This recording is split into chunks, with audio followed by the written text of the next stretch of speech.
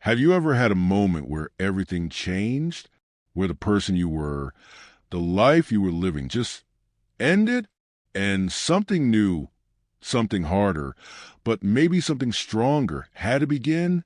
This is a story about one of those moments.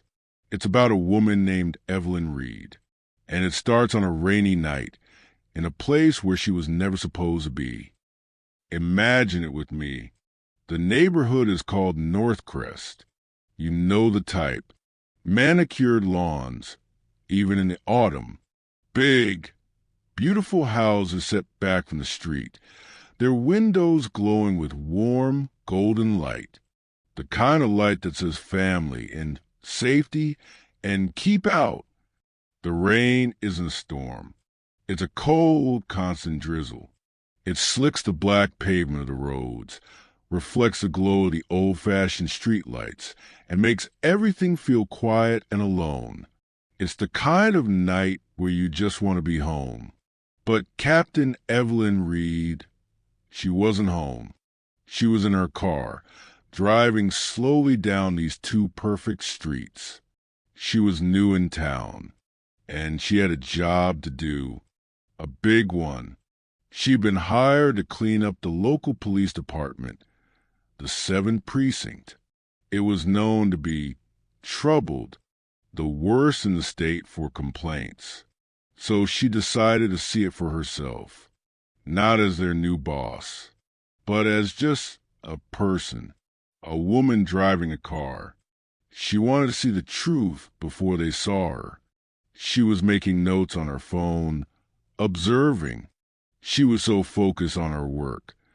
She didn't notice the headlights that had been following her for a while. She didn't see the patrol car slow down, then speed up to keep pace with her.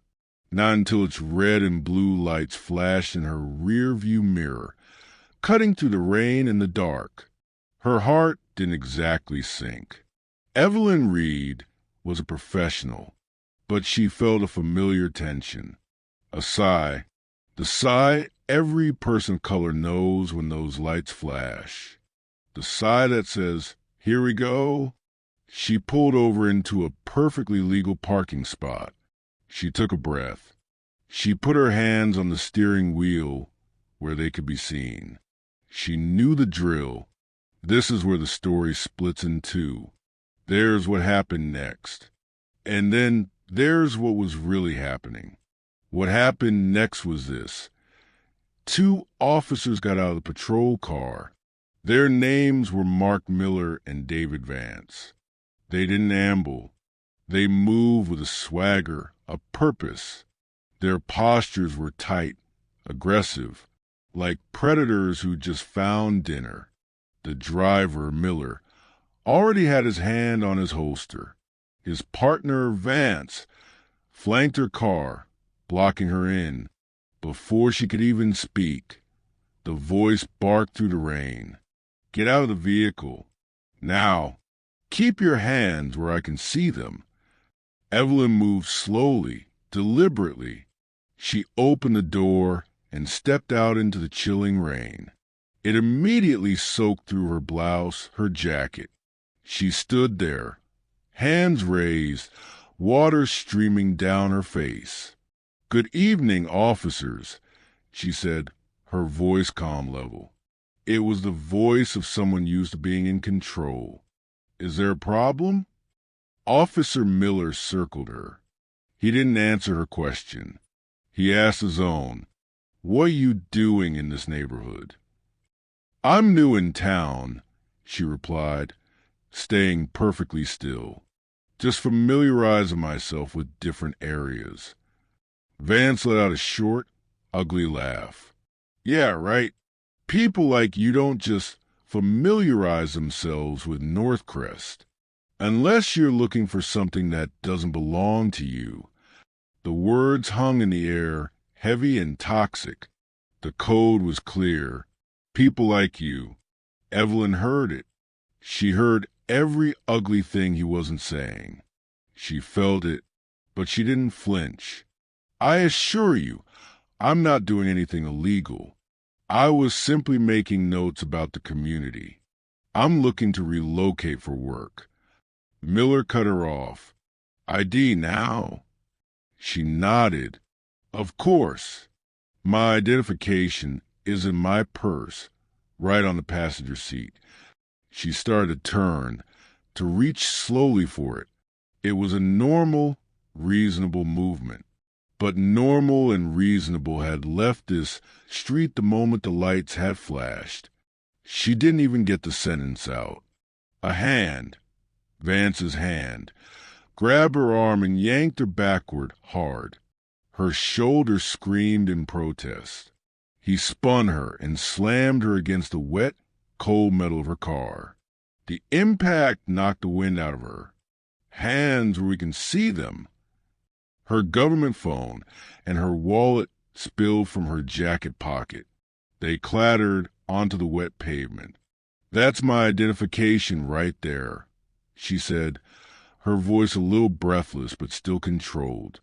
She pointed with her chin. If you'll just... Miller stepped forward, and he didn't pick it up. He kicked it. He kicked her wallet like it was a piece of garbage, sending it skittering under a car into a dirty puddle. We'll get to that. First, you're going to tell us what you're really doing here. The rain fell harder. Evelyn saw curtains twitch in the big, warm houses. People were watching, and they were doing nothing. She filed that away, too.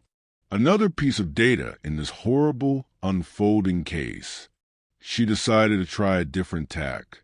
Maybe the truth would work. I work in law enforcement, she stated plainly. It was a fact. The two officers looked at each other, and then they laughed. It was a cruel, mocking sound that cut through the rain. Yeah, security guard maybe.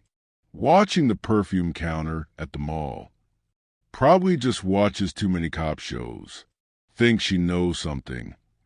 Evelyn stopped talking. There was no point. Instead, she started memorizing. Badge numbers. Name tags. The unit number on their car. Every single word they said. Her mind, her brilliant, trained mind became a camera. A recorder. It was the only power she had left. Hand behind your back, Vance ordered. He pulled out handcuffs with a metallic rasp that was far louder than it needed to be. The cold metal bit into her wrists as he fastened them. Too tight, deliberately too tight. She could already feel the circulation cutting off. On your knees, Miller commanded, shoving her shoulder. Evelyn hesitated. The pavement was covered in grimy, cold water. That's not necessary, she said, her voice firm. I'm complying fully. The shove came again, harder this time. She lost her balance. Her knees hit the wet pavement with a jarring, painful thud. Icy water immediately soaked through her pants, a shocking cold that made her gasp. She was kneeling in a filthy puddle in the rain, in the middle of the street she was supposed to command. They towered over her, shining their flashlights directly into her eyes, blinding her. Please, she said, the word tasting like ash in her mouth. Retrieve my identification. You'll see I'm not a threat. The response was a sharp, sudden crack of pain across her shoulder. Miller had struck her with his baton, not to break bone, to hurt, to humiliate. You don't make demands here. Evelyn flinched, a tear finally mixing with the rain on her cheek. She refused to let them see her cry. She refused to give them that. So she just cataloged it. Unprovoked physical strike. Excessive force. This was all evidence. It was all fuel. As she knelt there, shivering, something on the patrol car's dashboard caught her eye. A framed photo. The precinct's team photo. And in that moment, illuminated by the flickering light, she recognized faces. Faces she'd seen just hours before in personnel files. Faces with multiple complaints. Buried complaints. Her eyes narrowed. Tomorrow she thought. You'll all be sitting across from me tomorrow. But right now, she was just a woman kneeling in the rain. They eventually hauled her up, shoved her into the back of their patrol car, a cage of hard plastic and stale smell, and drove her to the 7th precinct. The next few hours were a blur of fluorescent lights and echoing noise. She was handcuffed to a metal bench in a processing area. Officers walked by. Some glanced at her with idle curiosity. Others looked right through her. None offered a glass of water. None asked if the cuffs were too tight. She used the time. She watched everything. The shift changes. The jokes they told. The way they treated other people brought in. She saw who laughed along with the cruelty. She saw who looked away, ashamed. She saw the very few who seemed uncomfortable. She memorized it all. It was hours before anyone even processed her. The officer at the desk didn't look up. Name: Evelyn Reed. Address: I'm relocating. Currently at the Brookhaven Hotel. That made him look up. His eyes were skeptical, dismissive. That's a pretty expensive place for someone who was casing houses. I wasn't casing houses, she said, her voice even. And I like my phone call now. He laughed. A dry, hollow sound. You'll get it when we're ready. We're backed up tonight. More time passed. 3 more hours. It was nearly 3 a.m. when they finally led her to a phone. She didn't call a lawyer. She called Police Commissioner Stone. When he answered, she spoke in a calm, low voice, using the coded language they'd agreed upon. Commissioner, the Sunset audit has begun ahead of schedule. I've encountered several quality control issues requiring immediate documentation. Code Amber. There was a pause on the other end. Then a simple, understanding reply. Location: 7th Precinct. Officers Miller and Vance. Understood. Maintain protocol. Extraction within the hour. She hung up. The desk sergeant was watching her now. He'd heard her tone, her composure. He saw something in her eyes that didn't match her disheveled clothes and damp hair. He looked confused, uncertain. Minutes later, his phone rang. He answered, listened, and then looked at her with that confusion deepening. You're being released, he said. No charges. No apology. No explanation. Just a sudden, silent reversal. They handed her belongings back in a clear plastic bag. Her wallet was still damp, stained with dirt from the puddle. They gave her back her things, but they kept her dignity. She walked out into the pre-dawn darkness. The air was cold and clean. She called a ride and went back to her hotel. Once inside her room, the full weight of the night crashed down on her. She peeled off the wet, muddy clothes, the expensive suit now ruined. She looked in the mirror. Purple bruises were already blooming on her shoulder where the baton had hit. Dark, angry rings circled her wrist from the cuffs. Her knees were bruised and scraped. She did not break down. She did not cry. She picked up her phone, and she began to take pictures. Methodical, clinical photos of every single injury, every bruise, every mark they had left on her. Then she opened her laptop. She typed. She poured out every detail, every word, every name, every violation. It was all there, crystal clear in her mind. She accessed secure files with her federal credentials, and there they were, the records she was looking for. Previous complaints against officers Miller and Vance. 6 excessive force allegations in 2 years. All closed, all buried. Witnesses who'd suddenly changed their stories. Internal Affairs report signed by Lieutenant Barnes. All approved by the outgoing precinct captain. It was a pattern, It was a system. It was a disease. And her assault hadn't been an exception. It was a rule. She reached up and gently touched the bruise on her shoulder, wincing at the tenderness. Then her expression changed. The pain hardened into something else, something unbreakable. She whispered to her reflection in the dark screen of her laptop, "I wasn't planning on starting this way, but you've just given me exactly what I need."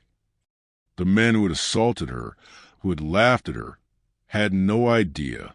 They had just handed their new captain a perfect, personal, undeniable case to tear their entire world apart. And as the sun began to rise over Brookhaven, Captain Evelyn Reed sat in the quiet of her hotel room, her body aching, her heart pounding not with fear, but with purpose. The kneeling was over. The reckoning was about to begin. That night changed Captain Evelyn Reed. It carved something out of her and filled the space with something harder, something sharper. She had walked into that precinct a reformer. She walked out a revolutionary. And the men who put her on her knees had no idea the storm they had just unleashed.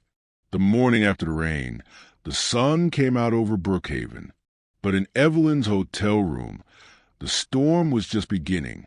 She had spent the night building a case, brick by painful brick, photographs of her bruises, a written account of every word, every shove, every cruel laugh, and then the records, the buried complaints, the proof that what happened to her wasn't an accident. It was a habit, but they were watching her. She knew it. Her room had been searched. Her phone had buzzed with an anonymous threat. "Back off, or next time you won't walk away." Most people would have been afraid. Evelyn Reed was just angry, and she channeled that anger into pure, cold strategy. She decided to go back, not undercover, not hiding, but in plain sight. That afternoon, she returned to Northcrest. This time, she carried a professional camera. She stood on the public sidewalk, and she began to document. She filmed a patrol car stopping a Latino teenager on a bicycle for no reason. The aggressive stance, the unnecessary pat-down, the boy's resigned face. He'd been through this before. And just as she knew they would, they found her. The same patrol car screeched to a halt. Miller and Vance got out, their swagger a little less confident this time, replaced by a nervous aggression. They were scared. They knew she was connected. They just didn't know how. "You again," Miller growled, his hand already resting on his holster. "What do you think you're doing?" Evelyn didn't stop filming. "Documenting public servants in public spaces," she said, her voice calm and clear. "It's perfectly legal activity." Vance stepped too close, invading her space, trying to intimidate her. "You're interfering with police business. That's obstruction." "I'm standing on a public sidewalk," she countered, her eyes never leaving his, "observing from a legal distance. There's relevant case law establishing my right to do so. Would you like the citations?" Her knowledge threw them. It didn't fit their script. Miller's face flushed red with frustration. "Listen, lady, I don't know what your game is, but you need to stop this now." His voice dropped to a threatening whisper. "Things happen in this neighborhood. Accidents. People get hurt." Evelyn lowered her camera slightly, making sure the microphone picked up every word. "Are you threatening a civilian, Officer Miller? That would be a violation of Department Policy Section 4.8.2, as well as state law regarding abuse of authority." He stepped back, stunned. She knew his name. She knew the policy number. This was all wrong. Before he could respond, more patrol cars arrived. Officers spilled out, forming a circle around her. Sergeant Walsh pushed through them. "Is there a problem here?" he asked, but he was only looking at his officers.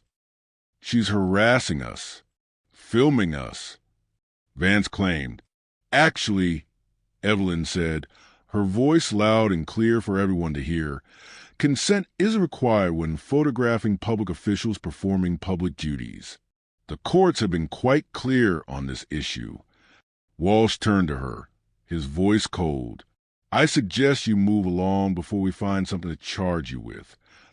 Are you suggesting you would fabricate charges, Sergeant Walsh? The question hung in the air, a direct challenge. The officers shifted uncomfortably. This wasn't going how any of them planned. And then a new voice, a young officer, Rivera, stepped forward. He positioned himself slightly apart from the others. Ma'am, he asked, directing his question to Evelyn, is everything okay here? It was a small act, a tiny fracture in their blue wall, but it was everything. Shut up, Rivera. Miller snapped. Know your place, probationer. The tension was a live wire. Evelyn had seen enough. She had her evidence. She lowered her camera. I believe I've observed enough for today, she said calmly. She looked at Miller, then Vance, then Walsh. She made eye contact with each one. Officer, Sergeant, I'll be seeing you all very soon. And she turned and walked away, leaving them standing there, confused, angry, and deep down, terrified. They felt the ground shifting under their feet, and they didn't know why. The next morning, the 7th Precinct was buzzing. It was the day of a change of command ceremony. The old captain was retiring. Everyone was in their dress uniforms, brass polished, standing in neat rows. Miller and Vance were near the back, trying to laugh it off. Bet she filed some complaint that goes nowhere, Miller snickered. Already took care of it, Benson replied with a weak smirk. Any complaint she files will disappear. They fell silent as Commissioner Wallace walked to the podium. His face was grim. There were no pleasantries. Officers of the 7th Precinct, he began, his voice echoing in the silent room. Captain Harris's retirement is effective immediately. Recent events have highlighted the need for new leadership, comprehensive reform. He paused, letting the word reform sink in like a stone in water. Effective immediately, I am installing a new commanding officer. The side door opened. Every head turned, and Captain Evelyn Reed walked in. Her dress uniform was immaculate, adorned with service medals and commendations, for gold bars gleamed on her shoulders. Her posture was ramrod straight, her face a mask of composed authority. The air was sucked out of the room. In the back row, Miller and Vance turned to stone. The blood drained from their faces. The woman they forced to her knees. The woman they mocked. She was their new captain. Commissioner Wallace's voice seemed to come from very far away. Captain Evelyn Reed. Her distinguished career includes military police service, federal oversight experience, and successful reform implementations in 3 major departments. She has my complete confidence and full authority. Evelyn walked to the podium. Her eyes scanned the room, pausing on Miller, on Vance, on Walsh. She saw the shock, the dawning horror, the sheer panic. She said nothing about it. She simply began to speak. I believe in the vital role law enforcement plays in community safety, she began, her voice steady and powerful. But that role depends entirely on trust, integrity, and equal protection under the law. She laid out her plan. New body camera protocols, mandatory bias training, de-escalation certification, accountability. No exceptions, she said, her voice hardening, no matter an officer's rank or tenure. This wasn't the end of the story. It was the beginning of what happens when truth meets courage, when one person's pain becomes a catalyst for everyone's healing. Captain Reed's journey from the pavement to the podium reminds us that sometimes the deepest humiliation can plant the seeds for the most profound change. And it reminds us that no matter how powerful the wall seems, a single crack made by a single voice of integrity can be enough to let the light in.